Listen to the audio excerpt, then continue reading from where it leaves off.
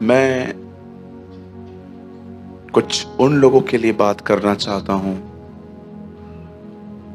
जिन्हें बहुत ज्यादा अपने आप पे कॉन्फिडेंस है। मैं कभी इस स्टेटमेंट को सपोर्ट नहीं करूंगा कि आपको खुद पे कॉन्फिडेंस होना चाहिए। नो, बाइबल बताती है तुम्हारा भरोसा खुदा पे होना चाहिए। और कभी कभी हम इतने कॉन्फिडेंस, अपने ऊपर इतना कॉन्फिडेंस रखते हैं कि परमेश्वर को हमारे जीरो पे आने का वेट होता है कि कब ये जीरो पे आएगा और कहेगा लॉर्ड उससे नहीं हो रहा। बड़े ध्यान दीजिए, मैं ये 10 मिनट सिर्फ आपको महसूस करवाना चाहता हूं कि आपको इन दिनों में कितना अलर्ट होने की नीड है, आपको कितना वॉच ओवर करने की नीड है। मैंने बाइबल के अंदर एक ऐसे व्यक्ति को ढूंढा उस दिन, जिसको प्रभु ने कहा था जब तू बपतिस्मा देना शुरू करेगा तब मेरा बेटा आ जाएगा। और जब वो यरदन पे खड़ा हुआ और उसने कहा मैं इसलिए बपतिस्मा देता हूं ताकि वो इज़राइल पे प्रकट हो, और जब उसने अपना काम स्टार्ट किया तो he is the first person. आपको पता है इस पूरे नए नियम में वो पहला व्यक्ति कौन है जिसने यीशु को खुदा का बेटा कहा है? यूहन्ना बपतिस्मा दाता। पतरस ने भी बाद में कहा उसने कहा ये परमेश्वर का बेटा है। अब उसने दूसरा नाम क्या दिया उसे? द सेकेंड नेम इज, उसने कहा ये तुम्हें पवित्र आत्मा का बपतिस्मा दे देगा। उसके बाद उसने कहा ये दूल्हा है। उसके बाद उसने ये भी कहा कि ये परमेश्वर का मेमना है। पर कभी आपने सोचा है जो व्यक्ति इज़राइल को बता रहा है कि यही है, इसी के लिए मैं रास्ता तैयार कर रहा था कि ये तुम्हारे पास आए, लेकिन अजीब बात आपको नहीं लगती? मुझे लगता है हर वो व्यक्ति जो बाइबल को सिंसियरली पढ़ता है, वो जब इस चैप्टर पे पहुंचता है जहां पर उसने कहा कि जाओ पूछ के आओ, आने वाला यही है, कि हम किसी और को वेट कर रहे हैं। आपको कभी चक्कर नहीं आते यार? मैंने तो एक बार जब मैंने पहली बार पढ़ा था तो मुझे लगा प्रिंटिंग प्रॉब्लम तो नहीं है, कुछ ऐड तो नहीं हो गया है। ये कैसे हो सकता है कि एक व्यक्ति इतना ज्यादा यीशु मसीह को पहचानता है, लेकिन जब वो जेल में जाता है और जब वो देखता है कि वो मेरे लिए कुछ नहीं कर रहा, तो सडनली उसके अंदर एक क्वेश्चंस आ जाते हैं कि यही व्यक्ति है, और वो अपने लोगों को बोलता है जाओ पूछ के आओ, आने वाला वही है कि हम किसी और की बाट जोएं, हम किसी और का इंतजार करें। मैं आपसे एक बात पूछना चाहता हूं, क्या आप ये बात जानते हैं? पूछ नहीं रहा हूं, बता रहा हूं। अब क्या ये बात जानते हैं वो अपने अंतिम दिनों में विश्वास से नीचे आया था? उसके लास्ट डेज में वो फॉल हुआ था।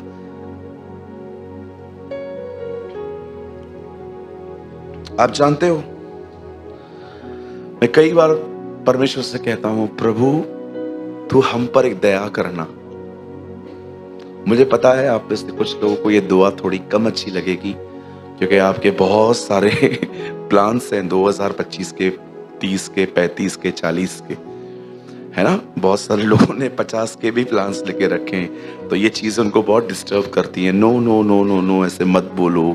मैंने एफडी रखवाई है, मैंने पैसे भरे हैं 2050 पे डबल होके मिलने वाले, तो आप मत बोलो। हम we live long life brother. हे राजा तू चिरंजीव रहे। लिसन, यू नो आप जानते हैं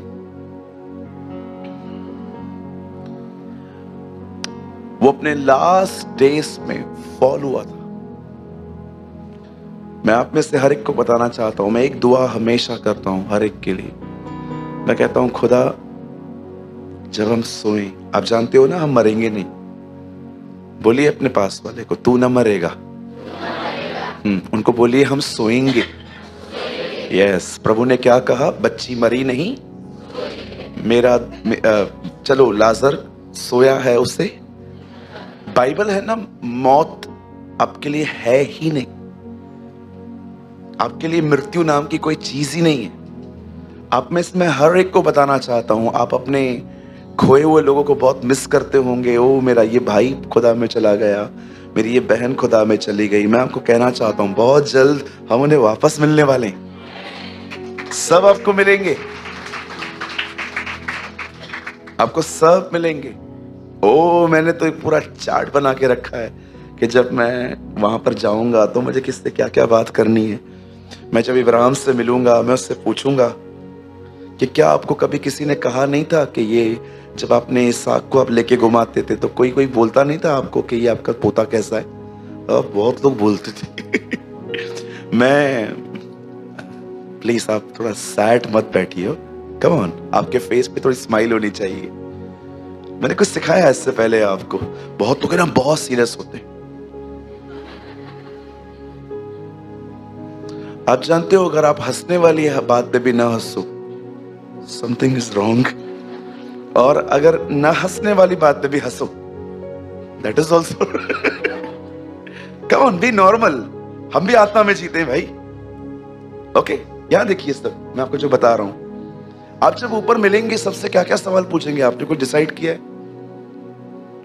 मैं मूसा को बोलूंगा मैं तेरे दुख को समझ पाता हूं। तो बोलेगा क्यों? मैंने कहा तुझे इस्राएलियों ने बहुत तंग किया था ना। I am also same. हम उससे मिलेंगे, मूसा से मिलेंगे, इब्राहिम से मिलेंगे, और आप डैनियल से मिलना, उससे पूछना भैया वो समुद्र अंदर शेर की मान में शेर तुझे देख रहे थे, खा नहीं रहे थे, ये कैसे हुआ? वो आपको फुल्ली एक्सप्लेन करेगा क्या हुआ था।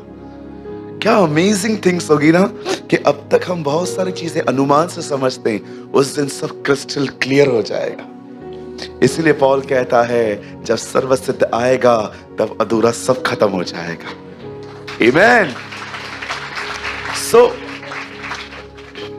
और आपको मैं एक चीज और बताना चाहता हूं, इस पल जो आपके पास से बैठे हैं ना, वो भी आपके साथ होंगे वहां। देख लो बाजू वाले को, ओके? उन्हें देख के ये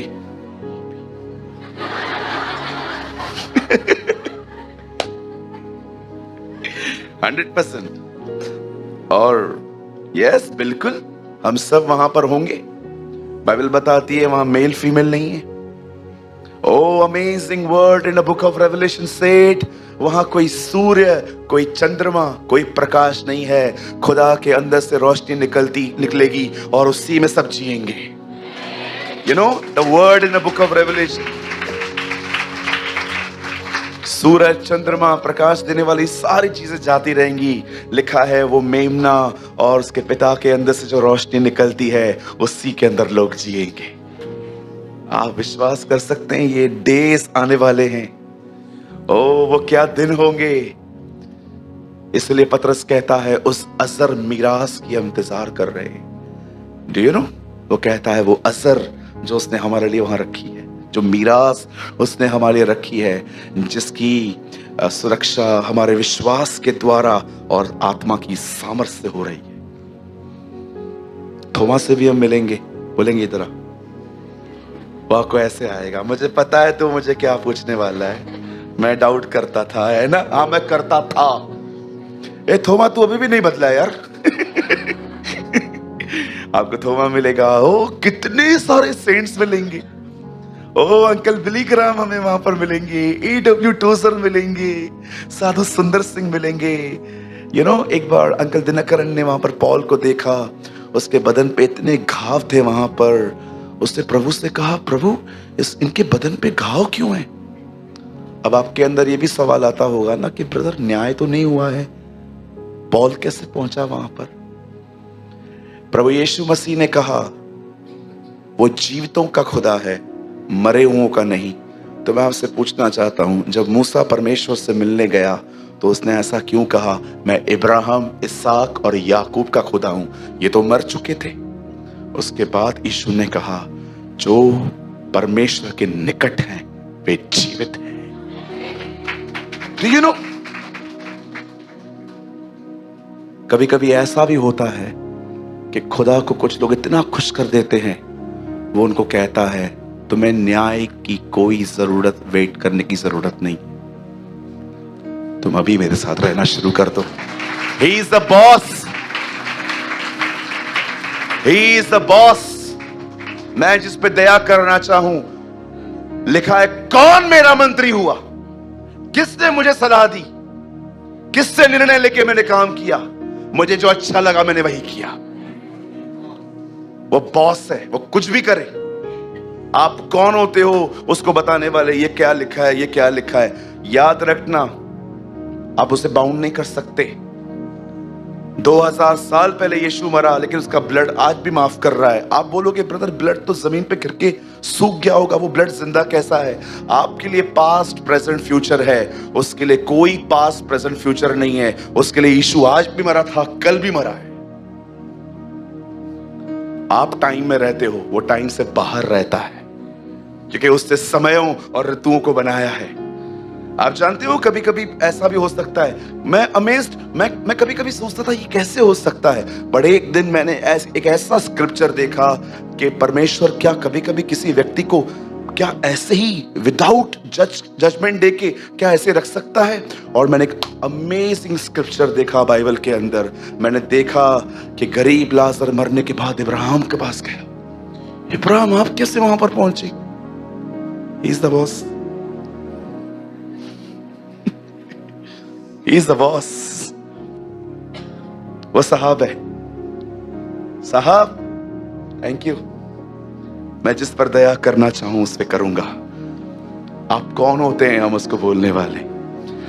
जब अंकल दिनकरन ने वहां पर पॉल को देखा था, तब उसने प्रभु से पूछा, प्रभु उसके बदन पे इतने घाव क्यों हैं?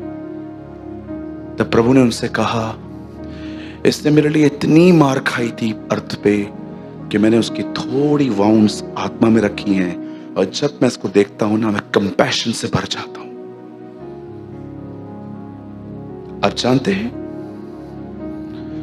Oh Christianity is a amazing thing.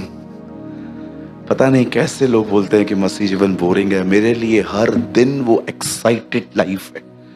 ओ मैं आपको सच कहता हूं, कभी कभी दुनिया में रह के भी मैं दुनिया में नहीं रहता। I know I am in a different world. जैसे प्रभु यीशु मसीह ने कहा एक जगह पे, मनुष्य कोई ऊपर नहीं चढ़ा, केवल मनुष्य का पुत्र, न कोई ऊपर से आया, मनुष्य का पुत्र, उसके बाद और मनुष्य का पुत्र जो स्वर्ग में है। प्रभु आप तो अर्थ पे हो,